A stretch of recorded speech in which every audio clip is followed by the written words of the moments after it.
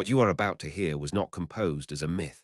It was not written to entertain, nor to astonish, nor to fill the silence of idle minds. Plato tells us this plainly. This account was preserved because it was believed to be true, recorded carefully by those who remembered, passed down through generations, and finally written so that it would not vanish. Plato begins not with spectacle, but with memory. He tells us that long before his own time, long before the cities and wars remembered by Greece, there existed events so ancient that most peoples no longer knew they had forgotten them. Civilizations, he explains, do not always fall at once. Some are erased slowly, others are erased again and again, by fire, by flood, and by time. Greece, he says, was a land repeatedly stripped of its past, its memory fragmented, its people young in comparison to the long history of the world. In the temples of Egypt, however, the priests remembered more. Egypt, untouched by many of the disasters that erased other lands, kept records where others kept legends. It was there that Solon, the Athenian lawgiver, heard an account that contradicted everything the Greeks believed about their own antiquity. The priests told him that the Greeks were young, that they remembered only the most recent world, and that they knew nothing of the many worlds that had come before. Among the things Greece had forgotten was a great war, not a local conflict and not a border dispute, but a war between ancient Athens and a power so vast that it ruled lands both within and beyond the known world. That power was Atlantis. Plato does not present it as fiction or imagination. He places it within geography. Beyond the pillars of Heracles, what we now call the Strait of Gibraltar, there lay a great island. It was not small, and it was not remote. Plato tells us it was larger than Libya and Asia combined. From this island one could travel to other islands, and from those to a vast continent beyond. Atlantis was not the edge of the world. It was the center of another world entirely. It commanded the sea. It connected lands. It ruled. This empire did not arise through chance or accident. Plato tells us that in earlier times, the gods themselves divided the earth among them, each god receiving a portion. The god who received Atlantis was Poseidon, the earth-shaker. Poseidon did not merely rule the island from afar. He joined himself to it and fathered 10 sons with a mortal woman who lived there. From the beginning, Atlantis was both divine and human, and this dual nature is essential to understanding why it rose so high. The eldest of Poseidon's sons was named Atlas. Atlas was made king above the others, not because he was strongest or most feared, but because order required a center. From Atlas, the island took its name, Atlantis. Poseidon divided the land among his sons. 10 kingdoms were formed, and 10 kings ruled, each responsible for a portion of the island, but they were not free to rule as they pleased. The laws of Atlantis were established by Poseidon himself. The kings were bound by oaths. They were forbidden to make war upon one another and were required to govern with restraint. Their oaths were engraved in metal and renewed at fixed times. Plato emphasizes this repeatedly. Power was given, but power was limited. This, he tells us, is why Atlantis prospered. The land itself required little effort from its people. The plains were wide and fertile, the mountains provided timber and stone, and the earth yielded metals in abundance. Among these metals was orichalcum, a substance so rare that Plato says it was valued second only to gold. Their cities were laid out in ordered rings of land and water. Their harbors were filled with ships, and their canals connected sea to city and city to plain. Atlantis did not struggle to survive, and for a long time it did not struggle to dominate. Plato describes the Atlanteans in this early period as moderate. They valued harmony more than luxury and law more than wealth. Gold existed among them, but it did not command them. Power existed among them, but it did not intoxicate them. As long as the divine nature within them remained strong, they bore prosperity well. This was the measure of their greatness, and Plato emphasizes that this divine human balance was fragile, dependent on restraint and virtue. Over time, the Atlanteans prospered further. Their harvests were plentiful, their fleets numerous, and their cities magnificent. Each generation expanded upon the work of the previous one, but always within the boundaries laid down by the laws of Poseidon. The kings met at regular intervals to deliberate and to ensure the oaths were kept. It was a society ruled by reason, by law, and by the memory of the divine. Plato also takes care to describe the Atlanteans as having a form of justice that was collective. They did not rule by whim. They did not dominate by fear. Even their punishments were measured, carefully administered, and recorded. Their courts and councils were meticulous. Each king ruled his own domain, but all kings answered to the oaths and to the divine law. It was a civilization of order, unrivaled in its time. The natural wealth of the island contributed to the stability of its society. The mountains supplied ores and stone, the plains abundant crops, and the forests timber. Metals of every kind were available to the Atlanteans, but they were used sparingly and for public works rather than personal luxury. Orichalcum, especially, was used to decorate temples and public buildings, its radiance a symbol of divine blessing rather than individual power. The harbors and canals of Atlantis were engineering marvels.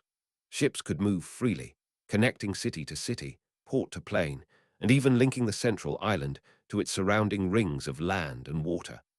The Atlanteans were masters of water management, and their infrastructure reflected both practicality and aesthetic grandeur. This harmony of human skill and natural abundance marked the early period of Atlantis as a civilization blessed by both gods and earth.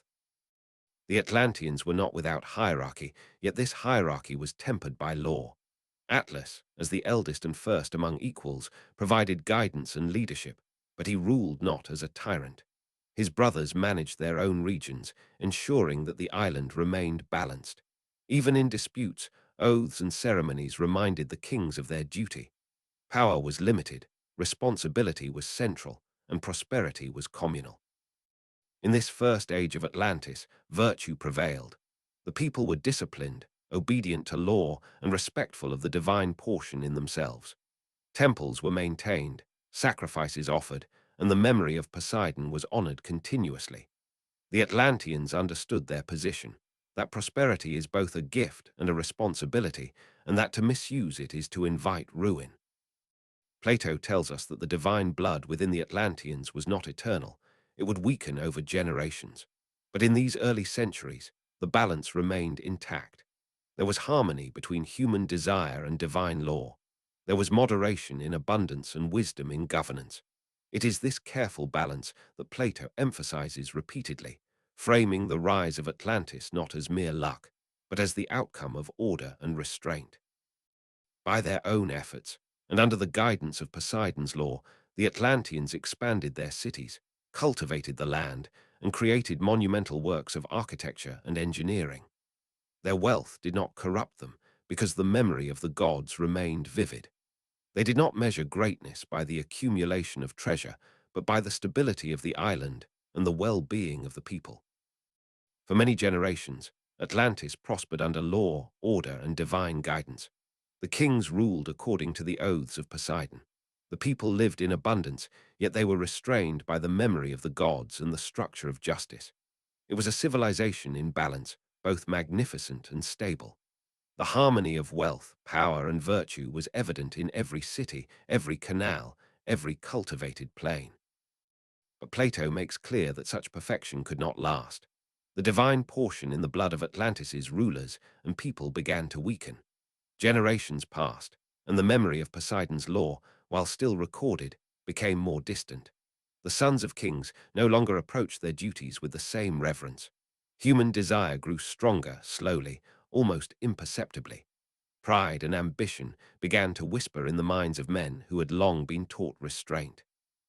The abundance that had been a blessing now became a temptation. As the divine portion faded, the Atlanteans' focus shifted. They began to admire what had previously been disregarded: gold, treasures, power, and the conquest of lands beyond their own. Where once the kings ruled for order and the people prospered under law, now they began to measure greatness by accumulation, by dominion, and by the ability to bend others to their will. Plato stresses this gradual change. Atlantis did not fall suddenly.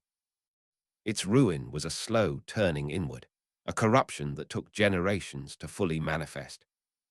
With growing pride, the Atlanteans extended their reach. They moved beyond their own island, bringing nearby islands under control, subjugating distant lands with fleets of ships unmatched in number and strength.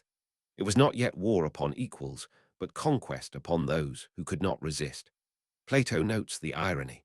The very abundance that had made them prosperous and restrained now made them overconfident and aggressive. The kings of Atlantis, once bound by strict laws and oaths, began to assert more autonomy. Meetings of the 10 rulers became less frequent, the oaths less solemn. Decisions once debated carefully were now taken quickly, without the counsel of all. Minor disputes became opportunities for personal gain. The unity that had preserved Atlantis began to crack. Even among brothers, envy and rivalry emerged.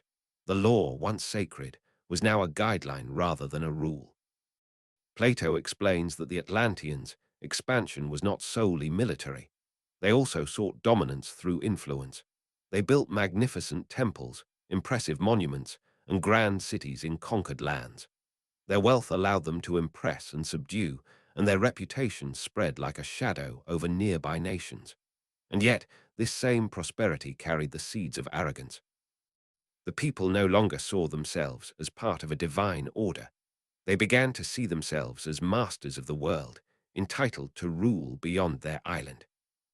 The Atlanteans, having grown in power and pride, eventually set their gaze upon lands that had once been distant and unknown. Their ambition knew no bounds. Islands and cities across the seas were brought under their sway, and yet one land resisted them, small yet unyielding, disciplined yet unwavering. This land was ancient Athens. Plato presents Athens not as a match in numbers or wealth, but as a mirror of virtue, a city whose strength lay in law, restraint, and the memory of justice. The Atlanteans sent their armies, vast and formidable, across the sea. Ships, countless as the stars above, carried warriors whose experience and discipline were unmatched. They expected swift victory. They expected submission. They expected the world to bow beneath the might of Atlantis. Yet Athens did not yield. Plato emphasizes that victory is not always the reward of power alone. The Athenians stood firm, governed by law, disciplined in spirit, and guided by collective virtue. Against overwhelming numbers, they resisted. The war was fierce, though Plato offers few details of its battles. He focuses instead on the moral contrast, a civilization intoxicated by power, arrogant in its abundance, versus a city small in size but immense in virtue. The Atlanteans could not comprehend resistance based on principle rather than fear. For the first time, their fleets and armies met with defeat, not because they lacked strength, but because they lacked restraint. Their ambitions were larger than their wisdom. It was at this moment that the gods took notice. Poseidon, whose blood had founded the island, had long watched the Atlanteans drift from the path of law and virtue. Zeus, king of gods, convened the divine council. The corruption of Atlantis had reached its height, and the divine order would not allow the world to suffer unchecked arrogance. Plato leaves the speeches of the gods mostly unrecorded, but he emphasizes the inevitability of judgment. Justice, even divine, was impartial, and Atlantis had broken the balance it had once held so carefully. The punishment was swift and terrible. The earth shook with the fury of gods. Violent earthquakes split the land. Floods surged across the plains, carrying away homes, cities, and temples alike. In a single day and night, the great island of Atlantis was swallowed by the sea. The canals, the harbors, the magnificent rings of land and water all disappeared beneath the waves. The ships that had carried armies and ambitions sank, leaving only the memory of their passage. Plato is careful to note that this destruction was complete. Atlantis, which had once been larger than Libya and Asia combined, vanished. There was no trace left above the water. The treasures of gold and orichalcum, the monuments to human skill and divine favor, the cities of law and order, all were lost beneath the depths. The island that had commanded seas and ruled distant lands existed no more, leaving only the story preserved by Solon and the priests of Egypt. And yet Plato's account is not simply one of loss. It is a lesson. He presents the rise and fall of Atlantis as a cautionary tale. Prosperity without virtue, abundance without restraint, power without law. These are the forces that bring even the greatest civilizations to ruin. The memory of the gods fades, the oaths are broken, and the ambition of men turns blessing into destruction. Atlantis fell because it forgot the principles upon which it was founded, because human desire outstripped divine guidance, and because the arrogance of men exceeded their wisdom. The people of Athens, small in comparison but virtuous in spirit, survived. They endured because they valued law, restraint, and justice above conquest and pride. Their survival is presented as a contrast to the fate of Atlantis, demonstrating that civilization is sustained not by might alone, but by the balance of order, virtue, and divine memory. Plato concludes that the story of Atlantis is not legend. It is history, preserved by those who remembered and recorded it. The island and its people, once the pinnacle of order and prosperity, are gone. Only the lessons remain. Civilization must honor the memory of the gods, respect the laws that bind society, and resist the temptation to measure greatness by power or wealth alone. Otherwise, even the most magnificent empire will sink beneath the waves, as Atlantis did. The tale ends with silence. No city remains, no ship survives, no monument endures. Atlantis is a memory, a warning, and a testament.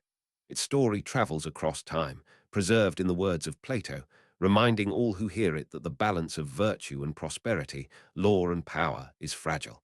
When it is lost, nothing remains but the echo of greatness beneath the sea.